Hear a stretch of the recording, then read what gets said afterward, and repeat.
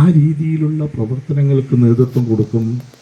അങ്ങനെ നേതൃത്വം കൊടുക്കണമെങ്കിൽ അതിൻ്റെ മനസ്സിൻ്റെ ഉള്ളിൽ നമ്മുടെ രാഷ്ട്രസ്നേഹമുണ്ടാകണം. നമ്മുടെ ജനങ്ങളെ ആയി ബന്ധപ്പെട്ട് നമ്മുടെ അച്ഛനും അമ്മയും ഉൾപ്പെടെയുള്ള നമ്മുടെ സമൂഹത്തെ സ്നേഹിക്കാൻ കഴിയണം. അങ്ങനെ സമൂഹത്തെയൊക്കെ സ്നേഹിക്കാൻ കഴിയുന്നവർക്ക് മാത്രമേ ഉത്തമമായുള്ള ഒരു രാഷ്ട്ര സേവ പ്രവർത്തനങ്ങൾക്ക് നേതൃത്വം കൊടുക്കാൻ നമുക്ക് കഴിയുള്ളൂ. അങ്ങനെ നേതൃത്വം കൊടുത്തിട്ടുള്ള അങ്ങനെ ഒരു നേതൃത്വത്തിന്റെ ഭാഗമായിട്ടാണ് സേവാഭാരതിയുടെ രൂപീകരണം ഉണ്ടാകുന്നത്, അല്ലേ? സേവാഭാരതിയുടെ രൂപീകരണം നമ്മുടെ സ്വർഗീയ മൂന്നാട്ടൻ്റെ നേതൃത്വത്തിലായിരുന്നു സേവാഭാരതിയുടെ ആദ്യത്തെ രൂപീകരണം ഉണ്ടായി. ഞാൻ അതിൻ്റെ ഭാഗമായിട്ടുള്ള മറ്റുള്ള കാര്യങ്ങളൊക്കെ ഒന്നും കടന്നു പോകുന്നില്ല.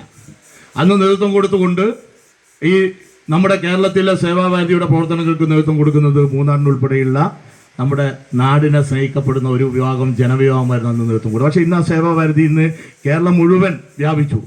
നമ്മുടെ പന്ന്യന്നൂർ ഗ്രാമപഞ്ചായത്തിലെ നമ്മുടെ 2 കേന്ദ്രങ്ങളിൽ സേവാഭാരതിയുടെ ഓഫീസുകൾ ഇപ്പം നിലവിൽ വന്നു. ഇപ്പം നിലവിലെ നിരവധി സേവന പ്രവർത്തനങ്ങൾക്ക് നേതൃത്വം കൊടുത്തു. ഇപ്പോൾ ഇവിടെ പറഞ്ഞത് നമ്മുടെ തലചായ്ക്കാൻ